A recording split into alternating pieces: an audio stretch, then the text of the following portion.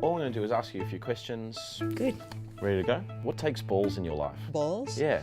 We should start saying ovaries because, let's face it, Guts. Why? What takes guts? I live a life in which I try to avoid situations which take guts and balls, quite frankly. Why are you a pussy when you can't do something because you're scared and it takes balls to do something brave? Sorry. I don't know. Getting up, maybe? Going to bed, maybe? Everyone that I speak to thinks that it must be quite ballsy to go to a war zone, but I've never found it particularly intimidating. I find going to things like the Logies really terrifying. Well, deciding to study philosophy when I was a teenager, it takes guts to do that because you're aware of the fact that you will never find a proper job.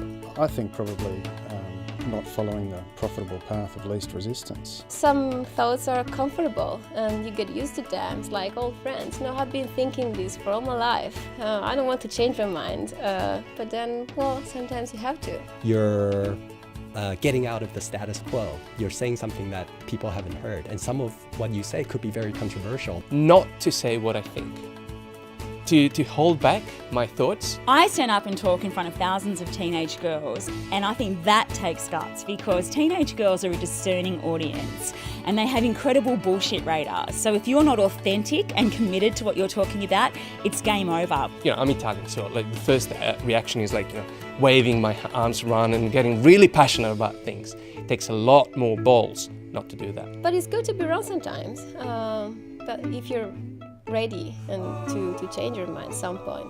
I think really looking at myself closely and looking at my own faults takes a lot of guts. I'm 47 now and it's still something I'm learning to do. I'm sympathetic to the underdog, I think, just because of my experiences being gay, being closeted, and knowing that I had absolutely no control over the fact that I was attracted to men. And I knew this from, 8 or 9 years of age. Integrity.